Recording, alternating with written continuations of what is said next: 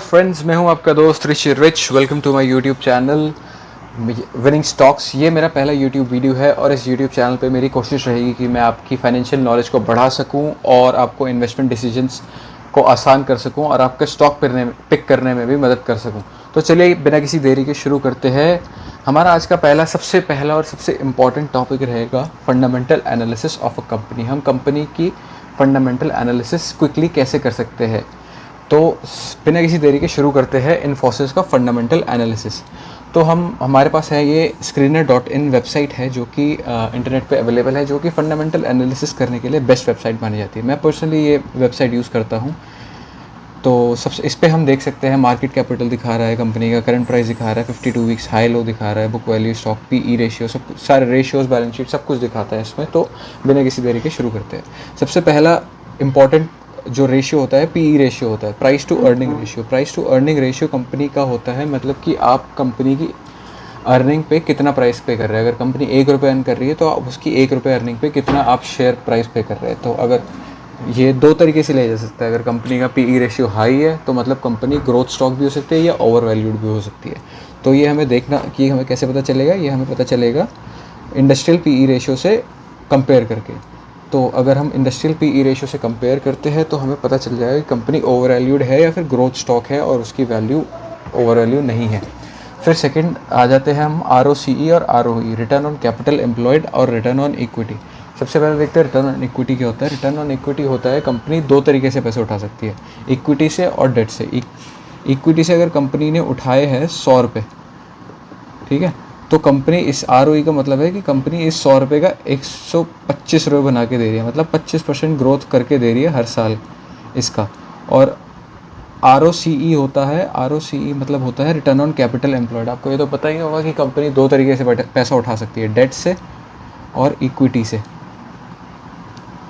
इसका अगर company ₹100 date से उठा रही है और ₹100 इक्विटी से उठा रही है तो मतलब कंपनी का और ROCE है इतना 32.58%। तो मतलब कंपनी इन ₹200 का इसको यूटिलाइज़ बहुत अच्छे से कर रही है और ₹264 बना के दे रही है कंपनी। तो मतलब इसका जितना ज़्यादा होता है मतलब उतनी ही ज़्यादा कंपनी अच्छा कर रही है।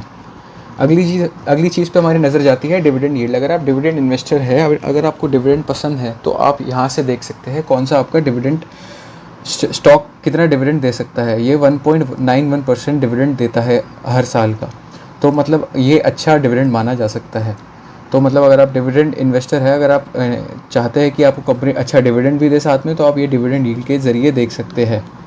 अगली चीज़ पे हमें देखना चाहिए कंपनी के ऊपर डेट कितना है। कंपनी के ऊपर डेट है ये अच्छी बात, ज़्यादा डेट है और कंपनी का ROCE कम है तो ये अच्छी बात नहीं होती। अगर ROCE अच्छा है कंपनी का और डेट भी ठीक ठाक है, ज़्यादा नहीं है, तो मतलब कंपनी ठीक ठाक कर रही है, फंडामेंटली स्ट्रॉन्ग है, बहुत स्ट्रॉन्ग है कंपनी। इस चीज़ हम देखते हैं तो वो होता है EPS, earning per share. Company का होता है कि कंपनी कितना एक शेयर होल्डर को कितना अर्न करके दे रही है। मतलब एक शेयर होल्डर एक साल में ₹40 अर्न कर पा रहा है इस कंपनी से। तो जितना ज़्यादा EPS होगा उतनी ही ज़्यादा कंपनी फंडामेंटली स्ट्रॉन्ग मानी जाती है। अगली चीज़ हमें करना होता है तो वो होता है पीयर कंपैरिजन। पीयर कंपैरिजन करना बहुत ज़रूरी होता है कि मतलब उसके कॉम्पिटिटर्स कैसा कर रहे हैं उसके साथ, उसके मुकाबले। तो मतलब इसके कॉम्पिटिटर्स में देख सकते हैं आप, जैसे सबसे पहला कॉम्पिटिटर्स का TCS है, फिर उसके बाद HCL, Wipro, Tech Mahindra, L&T Infotech, Mindtree, ये सारे इसके कॉम्पिटिटर्स हैं और आप इन सब का देख सकते हैं कि कैसा परफॉर्मेंस है। तो आप इस सब का पीई रेशियो देख सकते हैं कि TCS का पीई रेशियो ज़्यादा है इन्फोसिस से और HCL का पीई रेशियो इन्फोसिस से कम है। तो मतलब आप उस हिसाब से आप अंदाज़ा लगा सकते हैं कि कैसा होगा। आप कैसे देख सकते हैं कि ये पीई रेशियो जो है ये सही है या नहीं है, रिटर्न ऑन कैपिटल एम्प्लॉयड से। मतलब कि अगर आप सोच रहे हैं कि TCS 27 है तो ये ओवर वैल्यूड है, ऐसा नहीं है। आप इसका ROCE चेक कर सकते हैं, इससे कई गुना ज़्यादा है। तो उस हिसाब से हम इधर से हम देख सकते हैं इनका कंपैरिजन करके कि ये आपके इसके वैल्यू लाइक है या नहीं है इसके कॉम्पिटिटर्स के मुकाबले। अगली चीज़ हमें चेक करनी होती है उसका quarterly results. Quarterly results company का देखा जाता है कि सेल्स ग्रोथ कैसी है। सबसे पहले हमें सेल्स ग्रोथ देखनी होती है। कंपनी की सेल्स ग्रोथ हर क्वार्टर पर क्वार्टर बढ़नी ही चाहिए। अगर कंपनी अच्छी है तो उसकी सेल्स ग्रोथ बढ़नी ही चाहिए। जैसे आप इधर देख सकते हैं 19,000 है, 20,000 है, फिर 21,000, 21,500, 21,800, 21,600। तो मतलब कंपनी क्वार्टर पर क्वार्टर बढ़ती जा रही है। उसके बाद हम इसी में ही देख सकते हैं प्रॉफिट बिफोर टैक्स और नेट प्रॉफिट। ये चीज़ इन दोनों को हमें कंपेयर करना होता है कि ये भी बढ़ते रहने चाहिए। प्रॉफिट हमें कुल मिला के नेट प्रॉफिट देखना चाहिए, कंपनी का नेट प्रॉफिट बढ़ते रहना चाहिए। फिर उसके बाद हम देखते हैं EPS growth. EPS growth rate भी बढ़ते रहना चाहिए। आप इधर देख सकते हैं कंपनी का ईपीएस ग्रोथ रेट 4, 9.5, 10, 8.3, तो इस हिसाब से स्टेबली बढ़ रहा है, तो मतलब कंपनी अच्छा परफॉर्म कर रही है। उसके बाद हम देख compounded sales and compounded sales growth, मतलब आप यहाँ पे कंपेयर कर सकते हैं इसका कि ये हर 10 साल में कैसा ग्रोथ हुई है इसकी, और 5 साल में कैसी ग्रोथ हुई है, 3 साल में कैसी ग्रोथ हुई है। कंपाउंडेड प्रॉफिट ग्रोथ देख सकते हैं कि प्रॉफिट ग्रोथ कैसी है 10 साल के मुकाबले देखें तो 10 साल में बहुत 10 साल का एवरेज 10.22 है, मतलब अच्छा कर रही है कंपनी। और स्टॉक प्राइस का कंपाउंडेड एनुअल ग्रोथ देखें तो 25% तक बढ़ा है 3 साल में, तो मतलब कंपनी बहुत हाई होप्स है कंपनी से।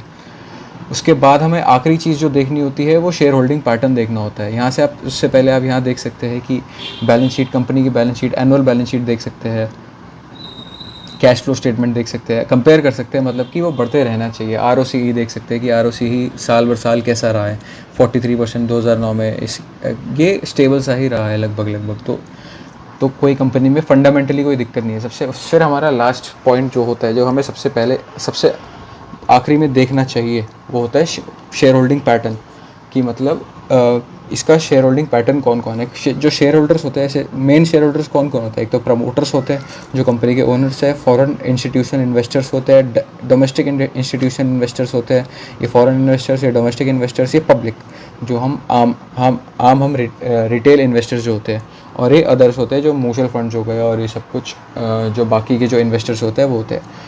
तो इसका हम देख सकते हैं कि इन्वेस्टमेंट्स इन सब की लगभग सेम सी ही रही है, तो इनमें कोई फ़र्क नहीं है। अगर कोई मेजर डिफरेंस दिखता है कि फॉरेन इंस्टीट्यूशन इन्वेस्टर्स ने बेचा है स्टेक, तो हमें ये देखना होता है कि किन्होंने खरीदा। अगर डोमेस्टिक ने खरीदा तो कोई दिक्कत नहीं है, प्रमोटर्स ने खरीदा तो कोई दिक्कत नहीं है। अगर पब्लिक के पास आया है या फिर कहीं ऐसी जगह गया कि प्लेज हुआ है या कुछ और हुआ है, तो वो रेड फ्लैग रेस कर सकता है कंपनी के लिए कि फंडामेंटली कुछ गड़बड़ चल रही है, जो कि बड़े बड़े इन्वेस्टर्स निकल रहे हैं। तो क्योंकि उनके पास बहुत नॉलेज होती है, उनको वो सब कुछ पता होता है जो किस कंपनी के बारे में जो किसी जनरली लोगों को नहीं पता होता, जनरली हम जैसे आम लोगों को नहीं पता होता है।